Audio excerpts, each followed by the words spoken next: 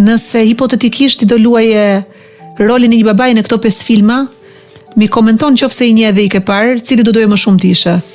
Kemi Mrs. Doubtfire, Robin Williams, kemi La Vita e Bella, Roberto Benigni, The Pursuit of Happiness, Will Smith, La ricerca della felicità, është film i jashtëzakonshëm. Finding Nemo, babai që bën për Nemo në vogël peshkun gjithçka, dhe The Father, Anthony Hopkins. Në qoftë se djali im nuk e shifja dot, do isha gati të isha Mrs. Doubtfire dhe çdo gjë që ishte nevojshme që ta shihja dhe të isha në jetën e tij.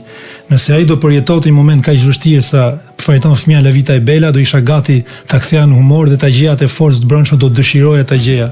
Në qoftë se ata ai do vuante për buk goja apo për siguri jetese të mira, do isha gati të punoja siç ka punuar Will Smith, edhe në qoftë se e larg qofte humbja, do isha gati të bëja çdo gjë që ta gjeja atë. Unë mendoj se jemi të gjithë.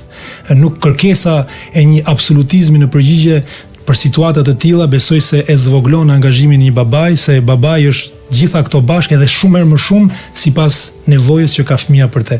Si ishte java jote me djalin pa nënën në shtëpi? Po, fillimet që katastrofike, mund bëheshin seriale, po nuk jam i vetmi që i ka kaluar, që është e vërtetë, dhe në këtë rast mund kujtohet edhe angazhimi i gjithë prindërve që rrisin fëmijët vetëm, që është një angazhim shumë i madh, shumë i vështirë.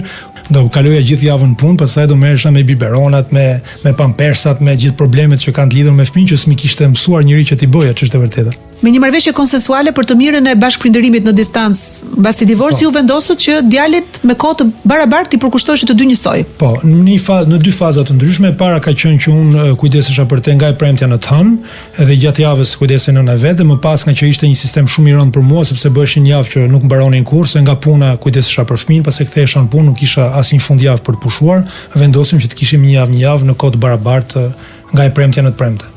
Subscribe në kanalin Klas Media në YouTube.